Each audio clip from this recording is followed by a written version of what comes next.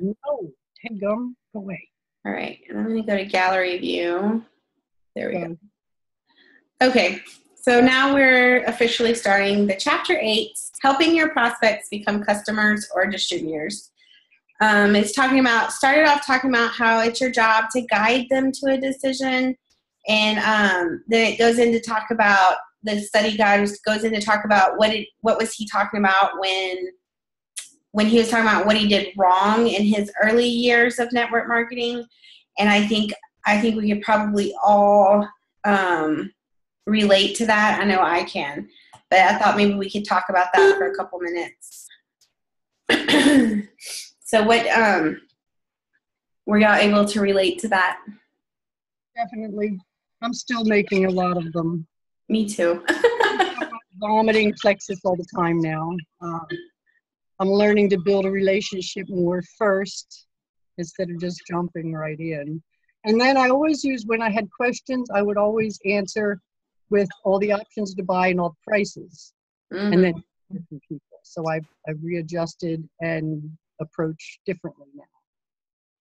And seem to have had better luck instead of putting it all right out front. Right. Yeah, I agree. Yeah, because he's talking about like trying to get, instead of educating, focusing on education and understanding. That was a huge turning point for me because I was very much, and I still am a lot of times, attached to the outcome. And I feel like I probably come across as needy. And I don't like that at all. So I really started trying to trust this process and just kind of emotionally, like we're about to go into, detaching from the outcome and just educating them. So like, not, I used to just go like, here's my website, go, let me know if you need help ordering, when I felt like they were at that point in time where they were ready to order, instead of just saying, you know what, I have another article I'd love to send you. If I send it, will you read it? Kind of just like setting up the next exposure and then letting them decide if it's lighting in here sucks. Letting them decide if it's time or not, and just kind of like backing off from it. It's so hard to do though. It is. I struggle with that. What about you, Yvonne? Yeah, I'm the same.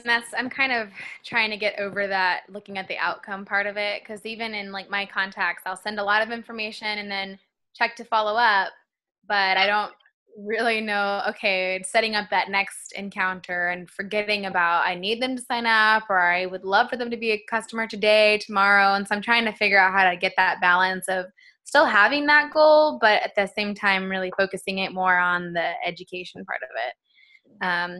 And getting more comfortable with searching for the education too, because I'm trying to figure out what's good information and what shouldn't I be using. So I'm kind of in that realm right now. We can work more on that together too. Yeah, that's another problem. I do the same thing. That's what to do after you send them the information and all. Yeah. Or when it's too soon to follow up, or if they're not responding, do you keep trying to contact them, or do you take a break? I'm struggling with that right now. Same here. Yeah, I think that part, and I've been starting to try it more. Getting when they want you to follow up with them solidified, so that, but there's still a gray area there sometimes, because even then, sometimes even then you can't catch them. Yeah. They know you're gonna call. No, I'm just kidding. You're gonna answer it. Right. They see your email or your name on the thing. No. But so I think that the confidence that he talks about next is key here, because, and it goes into the emotionally detaching from the outcome, and how the professionals are assumptive with their approach. Like, they kind of have an air of expectation that the person's going to order or join or do whatever. Like, they don't have a lot of doubt, I guess, in it gives them another air of confidence that if you're not, you know what I'm saying? Like, so I guess it kind of comes to that balance that you were talking about, Eva. Like, do you expect them to, you know what I'm saying? Like, you kind of have to have I'm learning what that looks like is what I'm trying to say, I think. Is that I don't want to, confidence comes in? yeah, because I don't want to act like you're going to order, but I want to carry the air of, I have something you need, so I'm just going to educate you with it, and I'm going to set up the next exposure for you because I'm not emotionally attached. I don't need this to happen right now, even though I do want it to happen. Yeah. I kind of do need it to happen right now. I don't know. It's a really hard line. But they promote themselves as much as the product. And that's something he was talking about, how he fakes it until he made it kind of thing. Like, when he would tell people, you get me as your team leader and you get our team as a support. And I've been using that recently, and I like that because I feel like we do have a lot to offer people, and our teams are special, and we're very supportive. And I feel like that's a huge, I mean, you were talking about that the other day, Eva. So I'm working on presenting it as you get me. Mm-hmm. And I think the next one is always prepared is huge. Like, be always prepared on the spot with what you need. What do y'all think so far? About any of it? I feel like I'm doing all the talking. Oh, no. I just didn't want to keep going if y'all had anything you wanted to say. I finished the book maybe a week and a half or two ago, so I'm trying to remember. Oh yeah, I had to go through real quick too. And the last thing he said is ask question after question and be a good listener, kind of like a consultant. And this part, I really like these because we were talking a couple of weeks ago about having that confidence. I think we were talking with Flora about having that confidence when you're talking to people. So if you're emotionally detached from the outcome, you're not worried about if they're going to buy right then or not. You're confident that they will. You're assumptive. You promote yourself. You're always prepared, and you're a good listener, and you ask the right questions. That's somebody who I've been watching. I have a great example. I just switched my makeup lady. We were talking about that earlier. I had one girl who was she didn't really work her business very much, and the way she carried herself is very, very different from the other girl that I switched to or that I've just bought from. And this girl is just confident. She never acts like, if I don't buy by the end of her special, she didn't even follow up with me, be like, hey, just so you know, my special ends tonight. I missed this special, but that's okay because I wasn't ready to order at that point anyway. But I don't know. She's just very chill about it, and very she knows I'm gonna order, and she just kind of I don't know. It's the way she carries herself is very much reminds me of this anyway, is what I'm trying. The way he describes it, yeah. Yeah. It's more or less leaving in her court, but you're confident in your presentation and the fact that they'll want it. Exactly. Yep. Yep. Giving you your own space. Yes. So 2 dynamic questions to lead up to signing are, I love these. I think I may have used these on you, Eva. Use everything on me. You were my guinea pig. What did you like best from what you saw? If the exposure was a sample with some brochures of information, or if you brought them to a meeting or whatever exposure it was. If you sent them an article or some testimonial threads or whatnot, like what did you like best? And then on a scale of 1 to 10, 1 being you're not interested at all, right? I think that was the funny part. And then 10 being you're ready to go right now. Where are you? And then depending on what they say, you know where to go from there. Y'all have any input so far? I like that scaling. I haven't used the scale. I've been using just the what did you think, but I'm using it even with customers, like saying how to check in on how they're doing. Oh, yeah.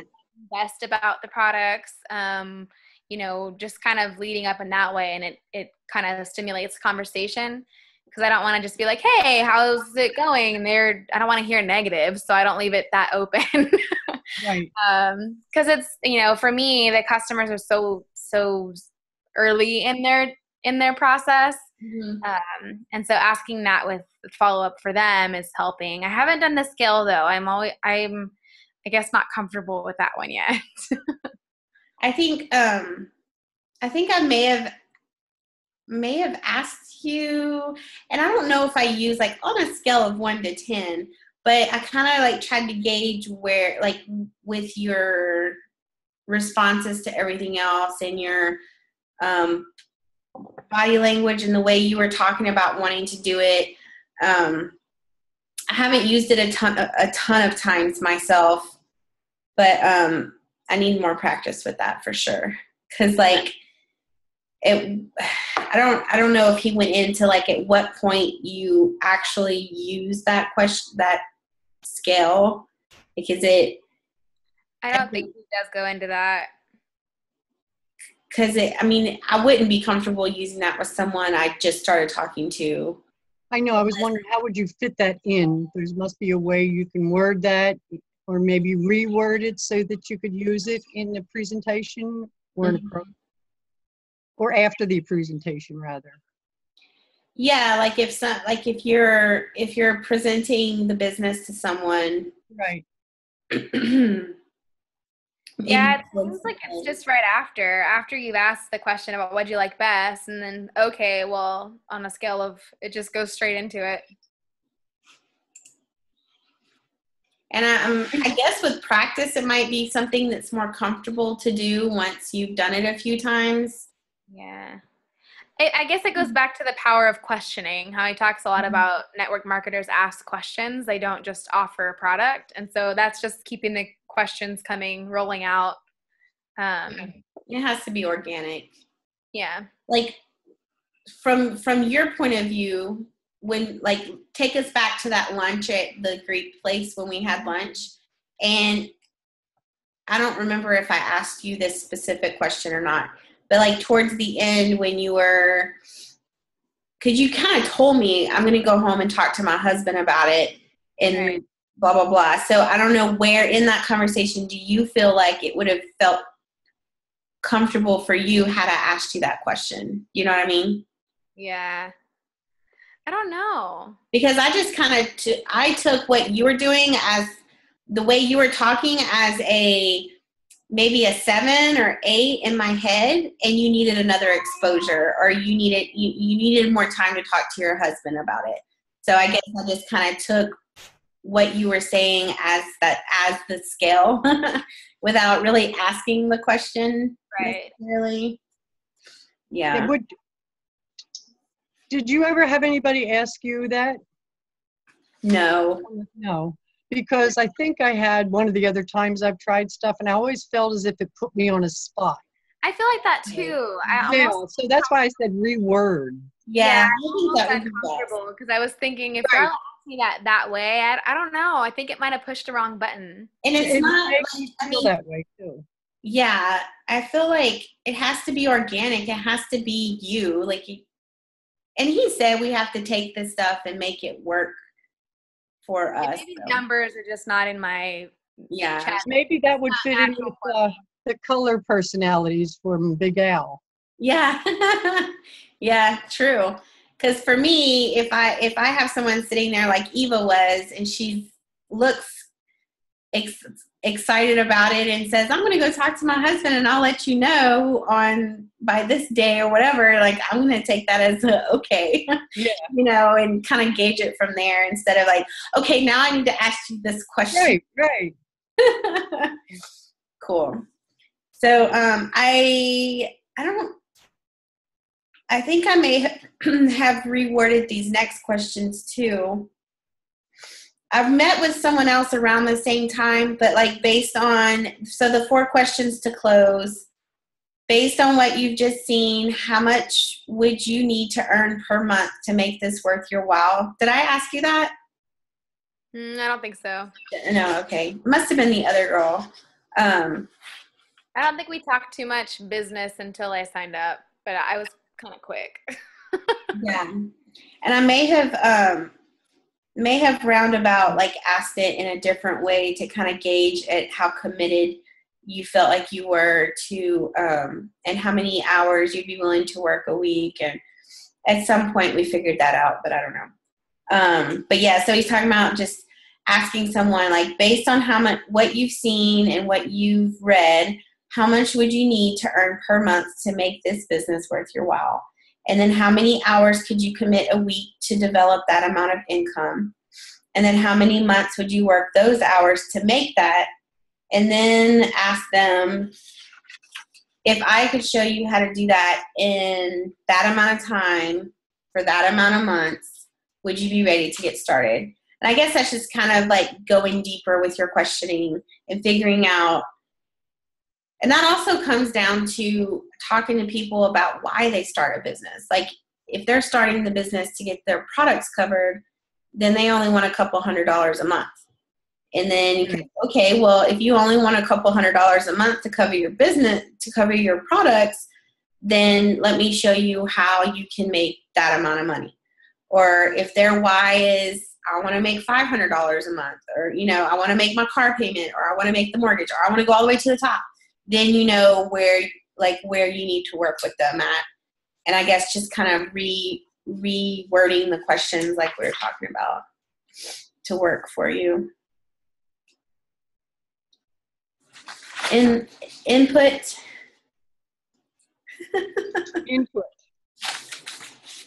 We scheduled this as one chapter, and I'm really hoping I'm getting Sally just messaged me and said that she had to work with Kate, her daughter. But I hope I'm not missing something important that we were going to do, because it was a meaty chapter. But maybe it's just going faster because there's only 3 of us. It could be. And also, I'm behind on stuff because this is my laptop, and we've had a lot of storms. It's cold here, and then it's hot with the humidity, so I don't know whether to. Anyway, it fried my computer yesterday, so all my stuff is on there. Oh yeah, no, that's totally fine. That happens because this weather has been insane. It has been, and that's what I mean. I run around. I don't know how to dress. I had I've had cardigans on the last couple days, and then a tank top on, and a t-shirt. Today I had a long sleeve shirt on. I just don't know how to dress either. Well, it's getting later, and for some reason it's getting more humid, so I'm ready to undress again. So one of the notes that I wrote down at the end was keep scheduling the next exposure and getting those times and dates to follow up. I think is huge for me, just to keep it coming. So I had someone go with me to the meeting, our last opportunity meeting, and she was talking about how she was going to sign up on Monday, and she hasn't yet. So, and I had asked her, I was like, hey, do you want me to remind you or anything next week? And she said she would remember. So now I'm trying to think of, because I didn't schedule the next, I think the next exposure is happy hour, because she did say she was coming to our happy hour next week. But, so I just need to be patient, I guess. And I think the next step for me is just follow up to see if she wants a ride or something, just kind of check in with her about the happy hour itself. and not That's a good way to do it without being connected, or what do you call it? Emotionally what? Attached. Emotionally attached to the outcome, is just checking in and saying, hey, can't wait for happy hour next week, or, just not leave the other part alone, maybe for this time. I don't know. Yeah, that's what I was going to say. That's rescheduling. Sometimes I run into problems too on how to word it so you don't seem pushy, or the needy part. What is it? The attachment. Yeah. So I'm still learning that. I have a lot to go. I'm in there too, but I think one of the big things is trying to get out of feeling that way, figuring out how to get out of Yes. feeling pushy, or getting out of that Right. weirdness, because I think that's when things happen. When you don't feel Well, weird about I think they it, kind of go with sense the it. flow. Yeah. Yeah. And I'm sure they pick up on the fact that I'm nervous about it. Or unsure, not nervous, am I pushy? Am I, feeling needy? Yeah. So I need to work more on the confidence part. I guess more personal growth is what it is. I think I might have too much confidence, because I'm like really excited when I talk about it, and I'm like, ooh, maybe that's too much. Well, No, that's good. That part I know. It's just getting them to reply positively. Yeah. That I worry about. So. Yeah. But, he has a new webinar on the 9th for becoming a recruiting machine or something. I just registered for it before I got it. Oh, nice. Eric Worre on the 9th. It's a webinar. I think he said it's about an hour, and how to become a recruiting machine. Ooh, I love Oh, no, I can't remember, because I did it just before I got on. I was running around 7 or 8 o'clock Central Time. So. Okay. I gotta do it. Check. Huh? I said I gotta do it. It's the 9th, so you have time. I think such a huge part of all of this is just, like you said, personal development, getting your mindset in the right place, and just growing yourself is so huge. That I have grown so much since I started reading books and working on my this light keeps going on. Working on my mind, and talking to myself the right way, and the positive way, cutting out all the negative stuff, and just really focusing on personal growth. And I've seen that so many times over and over again when you see Jules testify, or higher ranked people. So many of them talk about how their businesses skyrocketed when they decided to start growing professionally and personally. I think Sarah Marble that talks about. Yeah, she's huge proponent. I love her. Yeah. I think she was at silver for, I don't want to say the wrong amount, but a long time. And then she started growing herself professionally and just shot up from there. When she took off, yeah. Mm-hmm. Well, that's what I'm working on. Which is hard. I'm older than both of you, so you figure, you've got all this wisdom and experience behind you, so you don't need a whole lot more. Wrong. I still have a long way to go. I think we're all on that journey. I also saw this, I was watching or listening to one of the mindset challenges days that I had posted in Striving from Silver from my Diamond Upline. One of them was Sonia Dudley was interviewing one of her team that had gone Emerald last fall, I think. And she was saying how she was stuck at gold for 18 months, I believe. And it was all about her mindset and her growth. So she started focusing on that, and she started claiming, and this is where I got it from, Eva. She started claiming that she had the fastest growing team in Plexus, but she didn't believe it at first. She just kept telling herself over and over, I have the fastest growing team in Plexus. And she would just sit there. She's like, I wasn't sure what I was doing, but I was reading and I was growing, and I decided to just not look at my back office. She's like, I decided that when I ranked up, I would just rank up. She's like, now I don't know if I'm going to be able to not look at my back office. But at that point, that's where she was at and what she needed. And she just put her nose to the grind and was working and growing herself. She kept saying that over and over. Next thing she knew, she thought she was going to go Emerald like the next year.